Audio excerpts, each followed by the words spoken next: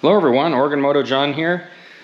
As many of you know, I had the Honda CRF 300L. I've been doing some upgrades on that, which I'll detail shortly. You know, skid plate, some heated grips, quad lock mount, Honda accessory port, and a few other minor things. But I got this for my 15-year-old daughter to ride, and then I noticed I was riding it, and then I noticed I was enjoying riding it. So, and it was a little tall for her. With you know, she's about 5'4", and this is the L, so it's not the Rally. It was stock.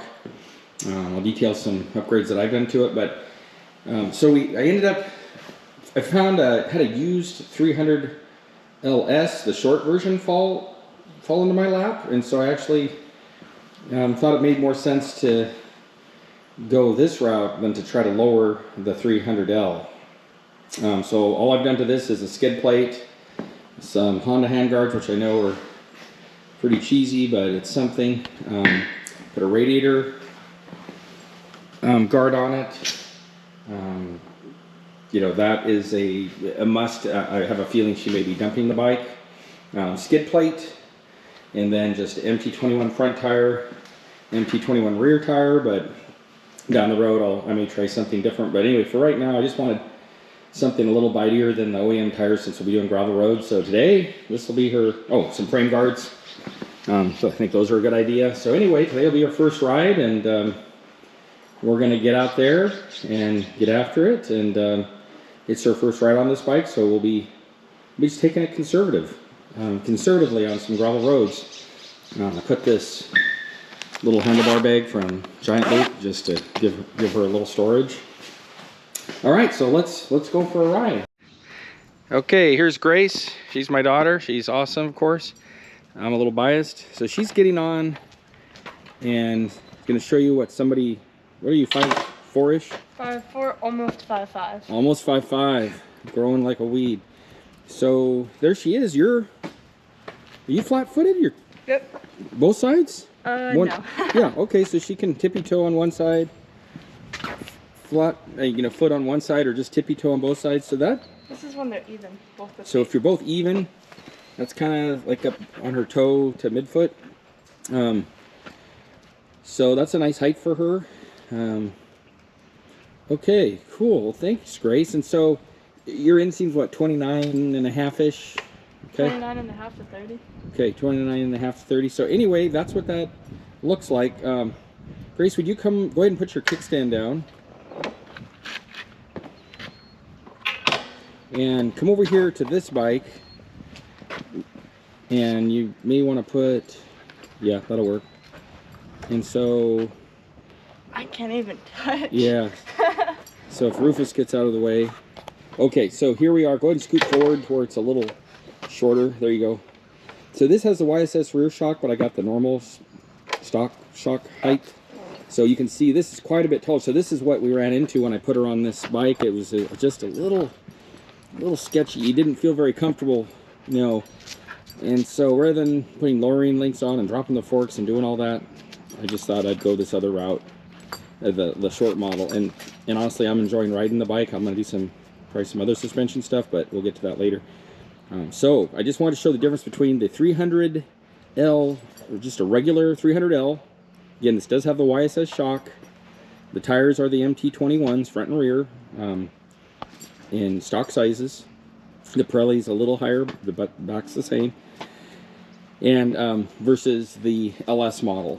So if you've got a 30-inch inseam, 29-inch, you'd probably be very, very similar how you're going to fit on these bikes. Now, I have a 30-inch inseam.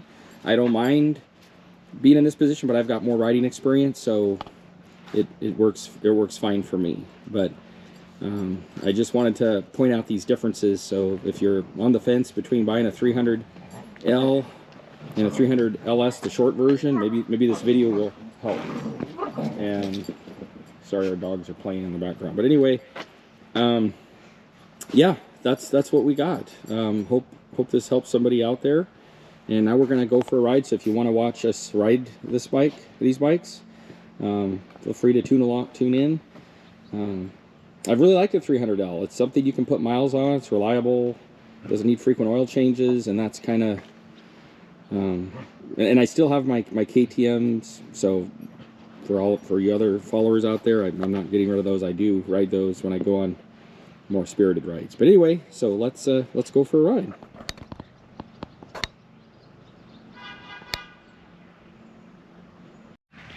So the short version, I think, is around 32 inches is technically the seat height on the LS model, and the on the L model, I think it's around 34 and a half, 34.8, 34 and some change. I'll say that, and you guys can correct me, but with the right information. So there's the specs on that. So this is what Grace started out on, is a TTR 125. This has just been a really good bike. It's carbureted, so it's cold-blooded, but we're gonna have her drive around on this a little bit before she drives the other bike, just kind of as a little refresher. Just getting comfortable with her bike again. And then we'll transition to the other bike and we'll do some gravel roads. Okay, so you're gonna turn the key.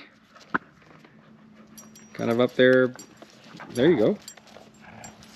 And then it'll tell you if it's in neutral or not. So you're in first gear. You can just pull on the clutch and start it. Hit the push button. And then ride it like the other one, just nice and easy. Take your time.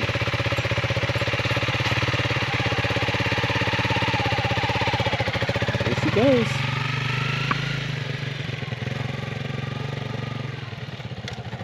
There, she got second gear. So she's getting it. She's shifting this time.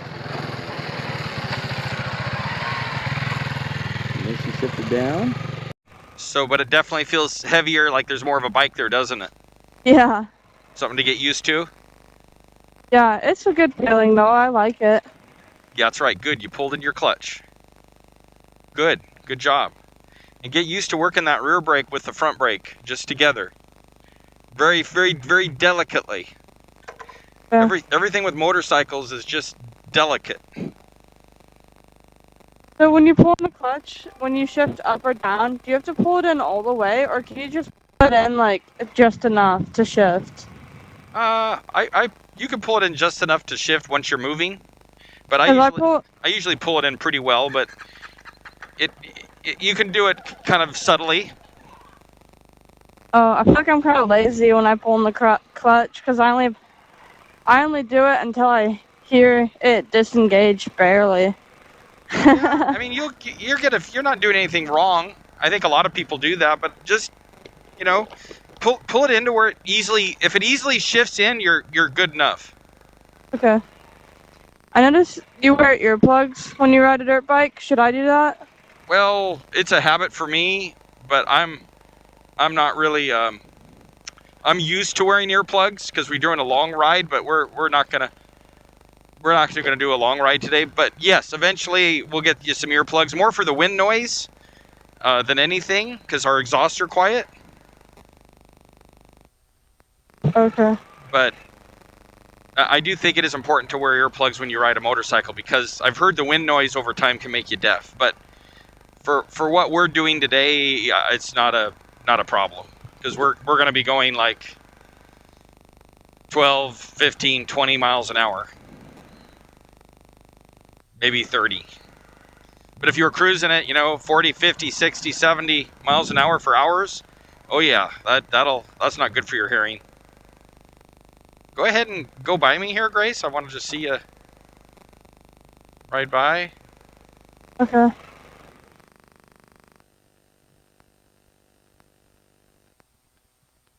Yeah, you're looking comfortable. Good job.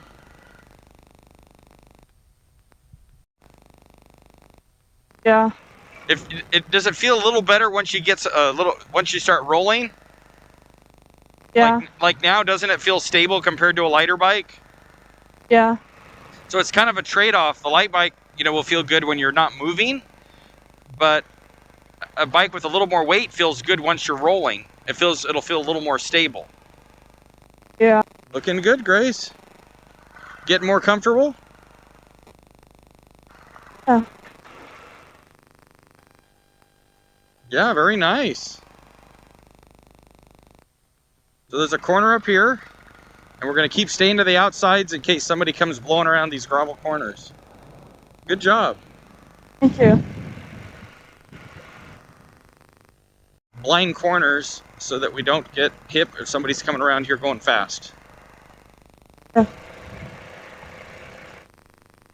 And a log truck came around a corner with a trailer, and he was moving. He was not, would have not have been able to stop, and he was definitely on my side of the road. But in his defense, he probably didn't expect to meet a motorcycle.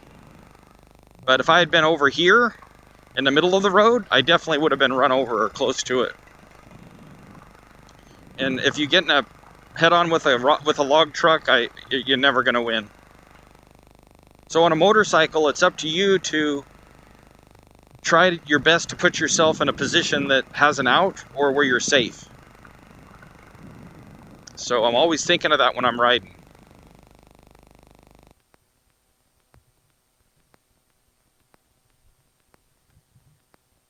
Excellent job. Excellent.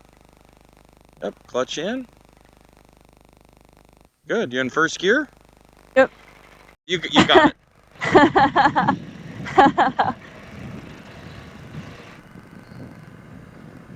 Okay, so you got a little bit of a ride there. What do you think? That was really fun. I like that. And the tires grip good on gravel, so you like that. Yeah. And are you feeling a little more comfortable on it now? Definitely. Was it a scary jump going from the Yamaha TTR 125 to the 300? A little bit, but it wasn't terrible. It was much better than learning to ride on this. Oh man, I can't imagine. Yeah, learning to ride, you could do it, but that would be hard. Yeah, I definitely needed the refresher on my Yamaha, but after I had the refresher, like, you know, this is what I'm capable of, why is it different for this bike? Then it made it a lot easier. Cool. Yeah, that was good. That was your idea, and I think it was a good one. Oh yeah, thank you. Yeah, riding the little Yamaha first and then going to this. That was smart. Okay, well, there you have it. The 300L was with the low seat height was a success. And I enjoyed riding on the 300L with her. Seat height's a success. Definitely. It was not much of a big difference from my Yamaha 150? Yeah, 125. 125. Yeah, it was basically a very good transition because the seat height's not too high, and I felt like I was able to control the bike really well. Great. And the 125 I think had a 30-inch seat height. So I think this is like around 32, so it wasn't a huge jump, but it was a bit of a jump. And this bike, you know, you're gaining like almost 100 pounds, 80 to 100 pounds. So, but it felt good on the gravel roads that we were driving and everything. Yep, and I could put my foot down, and on turns that were like really sharp and I had to go a full 180, I could just put my foot down like this, and it was super easy, and it wasn't scary. Like, I thought it would be a lot scarier, but it really wasn't. Yeah, and it helps. You can put your foot down and then you slip the clutch to turn around.